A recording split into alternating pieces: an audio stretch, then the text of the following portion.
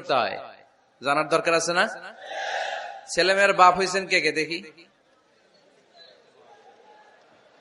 এই পোলাপাইনরা হাত তুলিস না আবার। আপনারা হয়েছেন, মাশাআল্লাহ, হাত নামান।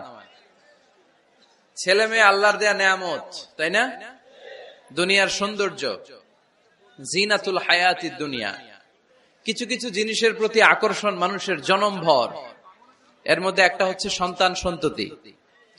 আল্লাহ সূরাত আলে ইমরানের 14 নম্বর আয়াতে বলেছেন, যুয়িনা লিন-নাসি হুব্বুশ শাহাওয়াতি মিনান নিসা ওয়াল বানিন ওয়াল কানাতিরিল মুকানতারাতি মিনাজ যাহাবি ওয়াল ফিদ্দাহ ওয়াল খাইলিল মুসাওয়ামাতি ওয়াল আনআমি ওয়াল হারস যালিকা মাতাউল হায়াতিদ দুনিয়া ওয়াল্লাহু ইনদাহু হুসনুল মাআব। নারী, গাড়ি, বাড়ি, স্থাবর অস্থাবর সম্পত্তি, সন্তান সন্ততি, এগুলো প্রাপ্তির আকাঙ্ক্ষা, এগুলোর প্রতি আকর্ষণ মানুষের জনমভর। আমরা সবাই এগুলো চাই, ঠিক কিনা? এর মধ্যে সবচেয়ে গুরুত্বপূর্ণ একটা হচ্ছে সন্তান সন্ততি। দেয় কে? জোরে বলতে হবে, কে দেয়? চাইতে হবে কার কাছে? নাকি মাজারে, নাকি দরগায়? একজন সন্তান দিতে পারে, চিল্লায় বলতে হবে তিনি কে? অনেকে বলে মাজারে মানত না করলে নাকি সন্তান পাওয়া যায় না। এটা কি রে ভাই? মাজারে যদি মানত করা না হয় তাহলে নাকি সন্তান পাওয়া যায় না। এগুলো এসে ডিস্টার্ব করে খুব। এটা খুলে ফেলেন, খুলে নিচে রাখেন, এটাতে এদিকে রেখে দেন, এই পাশে থাক যতটুকু হয়, এদিকে দিয়ে দেন এই পাশে। তো এটা একটা ভুয়া কথা, তাই না? মাজারে আর একটু উপরে উঠাইতে হবে। মাজারে মানত না করলে সন্তান যদি না হইতো, বাচ্চা যদি না হয়, গরুর যে বাচ্চা হয়, গরু কোন মাজারে মানত করছে বলেন? মাজারের বিরুদ্ধে আমাদের অবস্থান নয়। মাজার হচ্ছে মাকানু জিয়ারা, যেখানে মানুষ জিয়ারত করে, ভিজিটিং প্লেস। আসলে শব্দটা হবে মাকবার, মানে কবর। কারো কবরে যাওয়া, জিয়ারত করা, এটা সুন্নাহ। কবর দেখলে আমরা সালাম দেই, ঠিক কিনা? এটা সুন্নাহ। তবে কবরে শুয়ে থাকা ব্যক্তির কাছে চাওয়া যায় না। চাওয়া যায়? ইযা সাআলতা ফাসআলিল্লাহ, যখন চাইবে কার কাছে চাইবে? ওয়া ইযা ইসতাআনতা ফাসতাইন বিল্লাহ, সাহায্যের হাত যদি পাতো কার কাছে পাতবো? ওনার ভান্ডারে কমতি আছে, ঘাটতি আছে? আমাদের যার যা লাগবে সবও যদি উনি দিয়ে দেয়, ওনার কমতি পড়বে নাকি? সুবহানাল্লাহ পড়েন।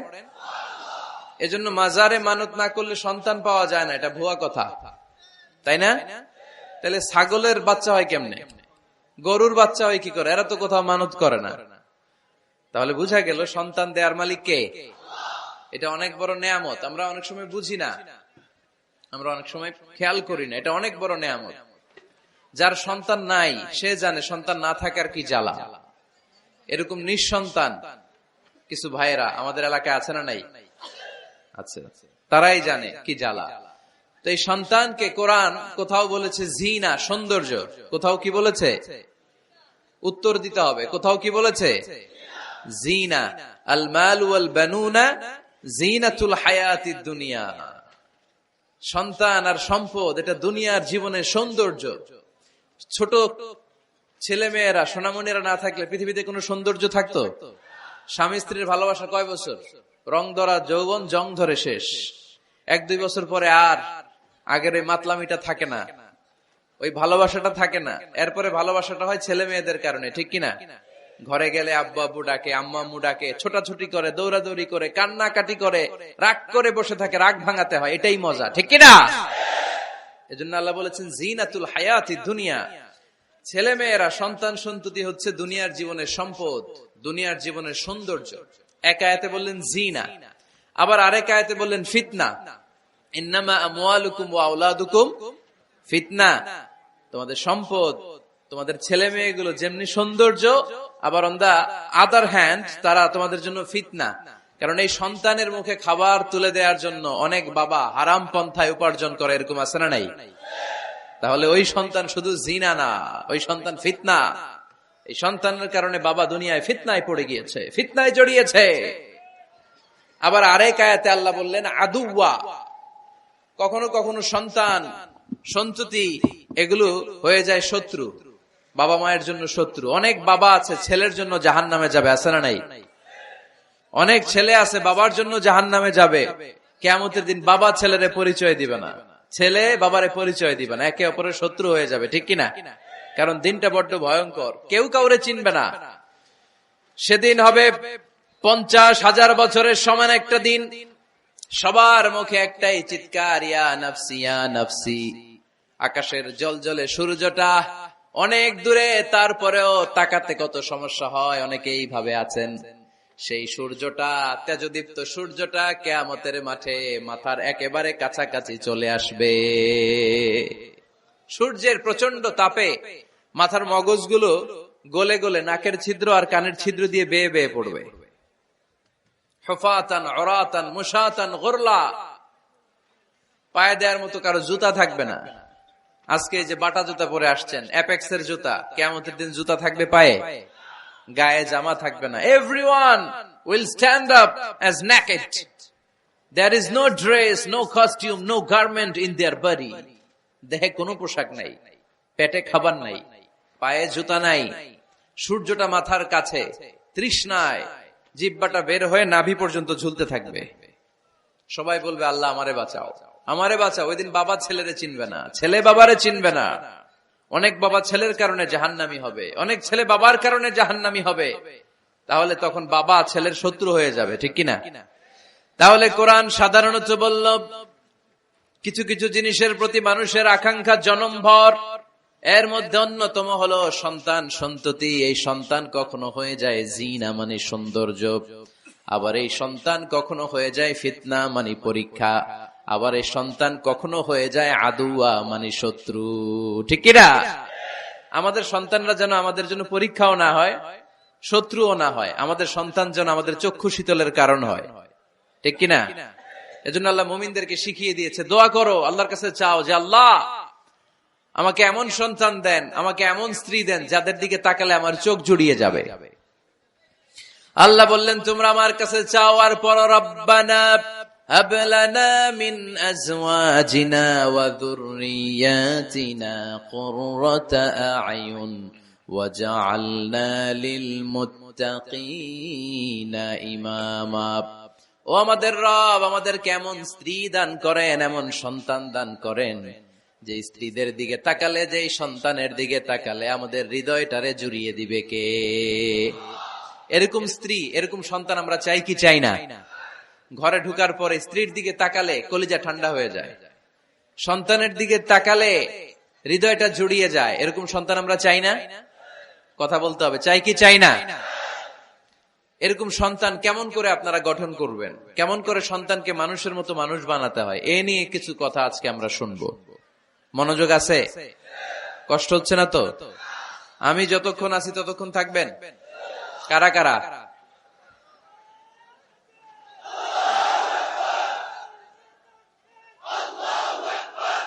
মাশাআল্লাহ, মাশাআল্লাহ। তাহলে থাকেন আমার সাথে, বসেন, কথা বলি কিছু। আসলে এগুলো খুব জরুরি ওয়াজ।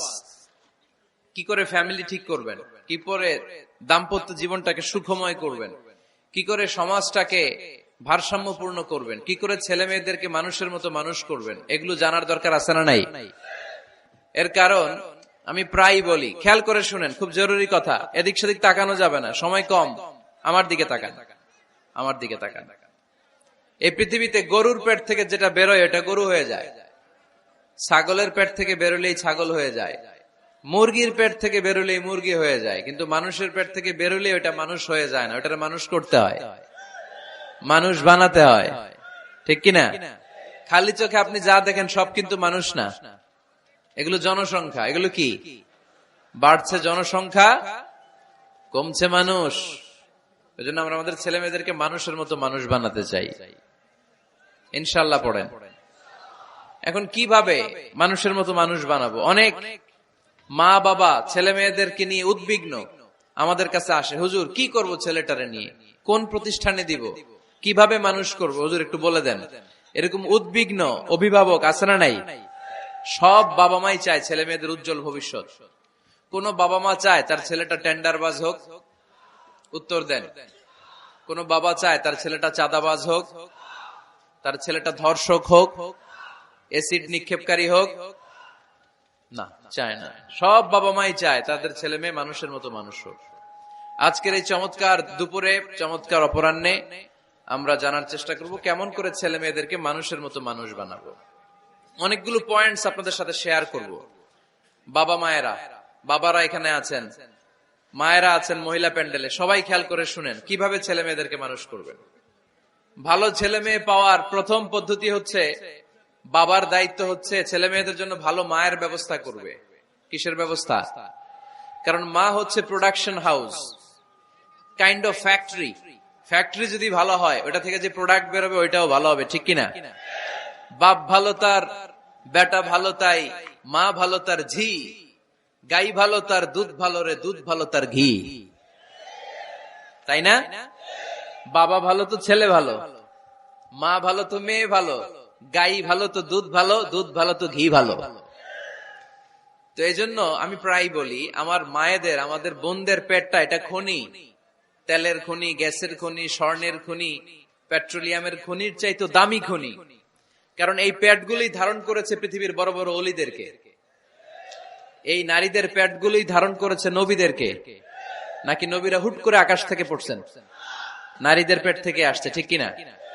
এটা যেমন সত্য, আবার পৃথিবীর সব টেন্ডারবাজ, চাঁদাবাজ গুলো এসেছে নারীদের পেট থেকে। So the decision is years. আমার প্রিয় লক্ষ্মীপুরের ভাইরা, সিদ্ধান্ত আপনাদের। আপনাদের ঘরের এই মাকে, এই বোনকে আপনি কিভাবে তাদের যত্ন নিবেন, কিভাবে তাদেরকে কোরআন সুন্নাহর পথে রাখবেন, এই দায়িত্ব আপনার। এজন্য প্রত্যেকটা বাবার দায়িত্ব।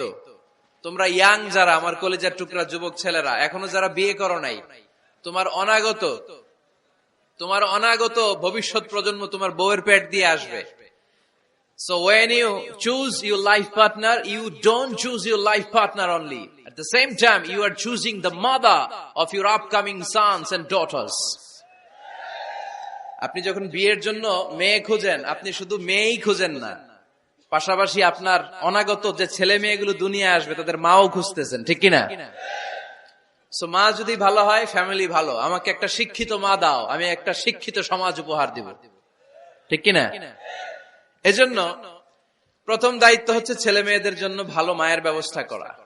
ওমরে ফারুক রাদিয়াল্লাহু তাআলা আনহু যখন খলিফা, এক বাবা এসে বিচার দিল, খলিফাতুল মুমিনিন, আমিরুল মুমিনিন, আমার ছেলে আমার কথা শুনে না, বেয়াদবি করে। ওমরে ফারুক ডাকলেন, তুমি তোমার বাবার সাথে বেয়াদবি করো? এটা তো কবিরা গুনাহ, তুমি তো জাহান্নামে যাবে এরকম করলে। ছেলে বলে, হ্যাঁ আমিরুল মুমিনিন, সব দায়িত্ব কি আমাদের? বাবা মার দায়িত্ব নাই? ওমরে ফারুক বললেন, আছে। কি দায়িত্ব আছে? ওমরে ফারুক বললেন, বাবার 3টা দায়িত্ব। নাম্বার 1, আইয়ানতাকিয়া উম্মা, বাবা তার ছেলের জন্য ভালো মায়ের ব্যবস্থা করবে। সুবহানাল্লাহ পড়বেন না? আইয়ুহসিনা ইসমা, ভালো নাম রাখবে। আইয়ুআল্লিমাহুল কিতাব, কোরআন শিক্ষা দিবে। এবার ছেলে বলে, শোনেন, আমার আব্বাই 3টার একটাও করে নাই, 3টার একটাও করে নাই, আর বিচার দিতে আসছে আমার নামে। আমার মা হচ্ছে এক জাঞ্জি, নর্তকী নারী, এক অগ্নি উপাসকের কাছে ছিল, আদব, আখলাক, ভদ্রতা, সভ্যতা কিচ্ছু জানে না। এ আমার মা, আমার জীবনে কিছুই ভালো কিছু শিখায় নাই। নাম্বার 2, আমার নাম রাখছে সাম্মানি জুলা, ইয়ানি খানফাসা, আমার নাম রাখছে সামসিকা। নাম কি? এটা একটা নাম হইল? ওয়ালাম ইউআল্লিমনি হারফাম মিন কিতাবিল্লাহ, আল্লাহর কিতাবের একটা অক্ষর আমারে শিখায় নাই। ওমরে ফারুক এবার রেগে গেলেন, বাবার ঘাড়ে ধরলেন, তুই বেটা বিচার দিতে আসছিস ছেলেরে নিয়ে, এখন তোর বিচার হবে আগে। 1 নম্বর দায়িত্ব, ছেলে মেয়েদের জন্য ভালো মায়ের ব্যবস্থা করতে হবে। মা ভালো তো সন্তান ভালো, মা ভালো তো, এটা কি বুঝতে পারছেন? নাম্বার 2, ভালো মায়ের ব্যবস্থা করলেন, এবার দাম্পত্য জীবন শুরু করলেন। এবার আপনারা আল্লাহর কাছে নেককার সন্তান চাইবেন। সন্তান দেয়ার মালিক কে? আল্লাহর কাছে দোয়া করবেন, রব্বিলা তাযারনি ফারদাও ওয়া আনতা খায়রুল ওয়ারিসিন। এটা নবীদের দোয়া, পারেন না দোয়াটা? সবাই পড়েন আমার সাথে, রব্বিলা তাযারনি ফারদাও ওয়া আনতা খায়রুল ওয়ারিসিন। এর মানে হলো, আল্লাহ আপনি আমারে নিঃসন্তান বানিয়ে এই দুনিয়ায় রাখবেন না, আপনি তো উত্তম উত্তরাধিকার তৈরিকারী, আপনি উত্তম সন্তান দানকারী, ঠিক কিনা? আল্লাহ তাআলা সন্তান দেন। এজন্য আপনি দোয়া করবেন, এই দোয়াগুলো পড়বেন। রব্বি হাবলি মিনাস সালিহিন, আমার সাথে সাথে আওয়াজ করে পড়েন।